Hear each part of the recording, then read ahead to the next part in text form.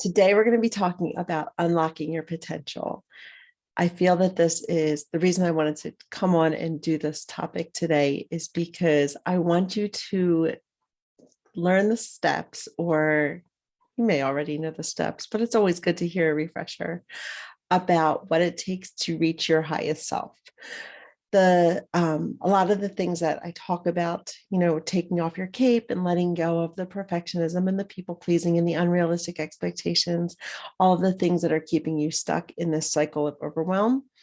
Once you learn how to let that go, only then can you step into your highest self or your highest potential. And so I wanted to share with you kind of like a bird's eye view about how to unlock that potential. And the very first thing that needs to happen is you have to believe that it's possible. You have to believe in yourself, which I know many of us struggle with. And so while it's super important to believe in yourself, it's essential to unlock your true potential is to believe in yourself. You have to learn how to trust yourself and your abilities, even when no one else believes in you. And so for super moms who are running around taking care of everyone and everything else, and really take little to no time to reflect on yourself and your strengths and who you are aside or beyond your roles of mom, of partner, parent, and professional, it's essential for you to get back in touch with who you are beyond those roles so that you know what your strengths are. So you can start shifting your belief to believe that it is possible that there's more to you than the roles you play.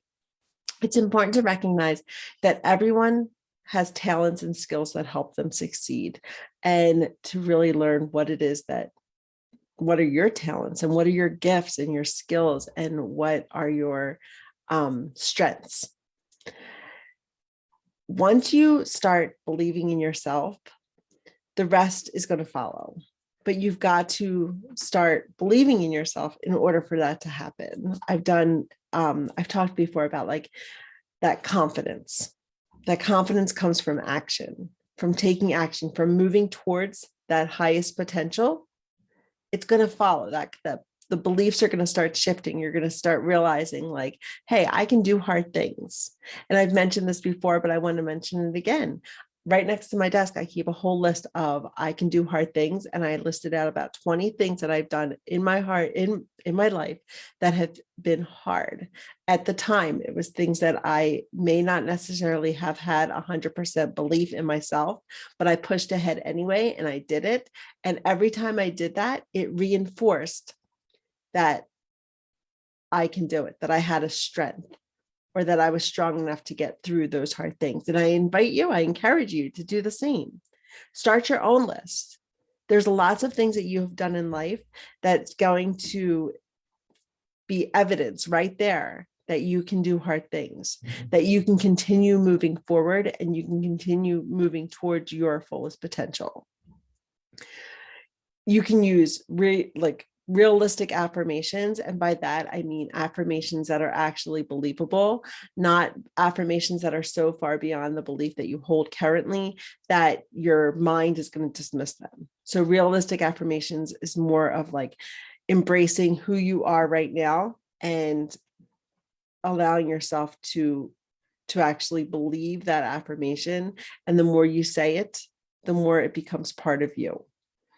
Challenging the current beliefs, the beliefs that you have now. And really, we have this confirmation bias where we tend to notice things that reaffirm our beliefs or confirm our beliefs.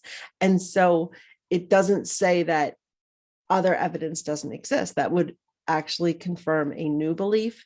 It's just we're not noticing them. And so when you start shifting towards a belief in yourself, or a belief in that there's more to life or more to you than is currently, you can start taking notice and focusing on that evidence that exists that's going to confirm a new belief. It's switching your focus, right? And so once you start challenging those old beliefs and start collecting evidence that supports new beliefs, you're going to start changing. That's where the change happens, the power. That's where the magic happens. And then finally doing the work to shift those beliefs, right? Actually taking time to reflect, to learn from what's going on now, to learn from the situation, to taking control of like, what is it about the situation that I can change? And then what do you need to think, or what do you need to believe in order to feel differently about that situation? So I'm going to go through 3 different steps today of how you can unlock your potential. Oh, we have comments. Hold on. Hey, Shelly, good morning. Good morning, Rochelle. Okay, so you've got bowling soon. That's interesting. You bowl on a Thursday morning. I know you're in my time zone, but good for you. Hey, Yoshi, good morning. So the first one is to set some realistic goals. Having goals is important, but it's also important to make sure that they're realistic. Kind of going with those affirmations, right? Like you want them to be believable. You want your goals to be achievable. You want them to be not so far-fetched that they're unattainable. Because if they're unattainable, then you're going to be reinforcing that belief of like not being enough, or not being adequate, or the belief of being inadequate. And so you want to make sure that your goals are in check, that they are realistic. Let's say SMART goals, right? Specific, measurable, achievable, realistic, and time bound. Setting ambitious goals, it can be motivating, but if they're too ambitious, they can lead to burnout, disappointment, and frustration, right? And that's not where we want to go. So you want to make sure that you're setting achievable goals that will help you move toward your ultimate goal. And taking small steps is the second one. So once you've got those goals that are realistic, that are the SMART goals, you want to make sure that you are kind of reverse engineering them and taking steps that are achievable. It's like kind of like 2 steps forward. There may be some setbacks along the way, but if your steps are small enough, then you're not backsliding to feeling defeated. You want to make sure that they are small steps that are achievable within, a certain amount of time, and that they are bite-sized, manageable steps. And track them, write them down, celebrate your wins, celebrate your successes. Sometimes failures need to be celebrated, especially if you learn from them and you're like, okay, let me do it better. Let me do it differently. Celebrate them, because without them, you wouldn't have been able to make that decision to move forward again. And so we often do not give ourselves credit when credit is due. We be your biggest cheerleader. You want to, like I mentioned, track them, take count of them, like, get an accountability partner, hold each other a partner or accountable, which I'll talk about in a second. But even if you get, a notebook or notebook paper and just write down, like, tracking your progress toward your goals is important, and it allows you to be more mindful of where you're going. Keep that in mind of where you're going. Like I said, 2 steps forward, 1 step back. It prevents you from having to completely start over. And if you want to stay motivated and focused, so that you set those small goals, those small achievable steps, and celebrate your wins. And then the third thing is to find a mentor or get support. Having a mentor to give you support and to guide you, it's invaluable. Find someone or a group of people who have achieved what you're striving for and learn from them.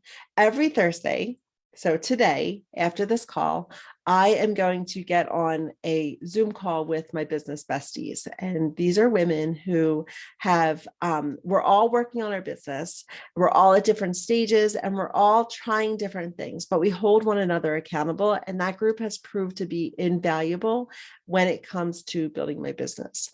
I also, there's that saying that you are like the 5 people you surround yourself with, or surround yourself with people who are your biggest cheerleaders, or want to, I'm a true believer, like all ships rise with high tide, and building one another up, collaboration over competition.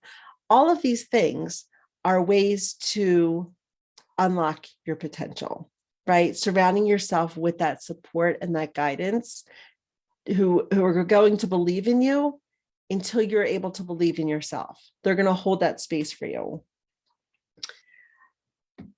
The key to unlocking your full potential is to have that courage, that dedication, and a willingness to take action.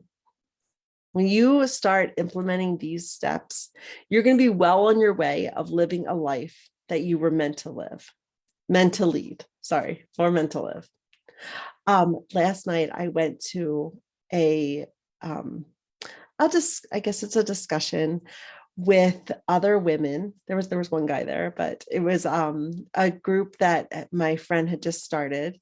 And the conversation was about it was about time orientation and living in, if you're more geared towards, or you tend to live more in the past, the present, or the future. And we read some things about it. One of the women who facilitated, she writes blogs, and she had led the discussion. And then we had to mark on a continuum on like just a piece of paper. It was like an exercise she led us through about where we are and where do we tend to orient ourselves. So do we tend to more focus on the past or the present or the future? And while, we always hear like, oh, it's best to focus on the present and all this stuff, like she was kind of alluding to this fact that like at times it's okay to be on that continuum. And like the pressure of always having to be in the present may be overwhelming.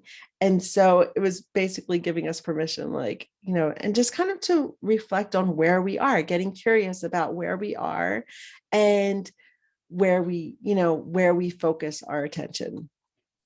And I brought up the point of like, depression tends to come from when we're so focused on like that past and like living in that period of like not being able to forgive ourselves or forgive others or holding grudges or living in that area, like that piece of like regrets, right? And anxiety comes from worrying about the future and the unknown and really like catastrophizing and thinking of all of these things, right? Like that aren't even happening yet. And like when we are in the present, we feel most calm and we feel like just kind of there, we feel present. And she kind of challenged that, right? And it was really interesting to hear the different perspectives about that, because that was, even though, I'm a counselor and I treat depression and I've got strategies and tools and all of that, ways to help you build your coping skills to deal with depression and anxiety. I find that a lot of times that is where that depression comes from. And I know it is caused by like chemical imbalance. There's a lot more to it.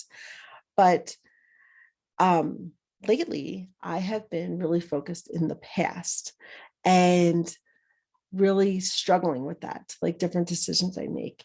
And it has it's brought me to tears many days. I've been putting some posts out about that and everything, but it's been a real struggle lately. So last night, it really got me thinking, like, one of the women there had talked about how like we are where we are supposed to be. And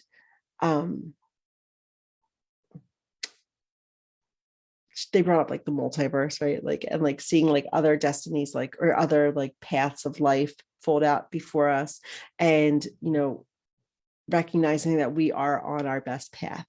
And it just got me thinking of today's live, all about unlocking your potential and like how you are where you're supposed to be and moving forward, like taking that action, living in the moment, right? I feel is one of the best places to be, because then you're not stricken with that, regret, and you're not worried about the unknown, but really just enjoying the moment and finding joy in your current moment. And a lot of times as super moms, we tend to, I know my mind will go, I'll be playing with my kids on the floor playing Legos, and my mind's like thinking of all the things that I need to be. And so continually bringing you back to the moment. Or I'm thinking of like what I did yesterday, right? And like kind of overthinking and playing that in my mind. And that can lead to a lot of feelings, right? It can lead to anxiety. It can lead to feeling some regret, or like, did I do the right thing? Some questioning.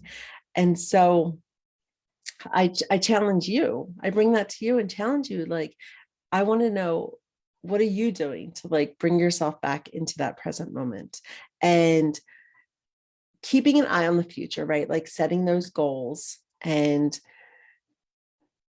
those, I always go like the 5-year planner, like, where do I want to be next year? I even ask like my clients, in 6 months, where do you want to be? How is your life going to be different? Like keeping an eye on that, but then bringing it back to the current moment and being like, what can I do right now that's going to make me a better person? AKA unlock your potential.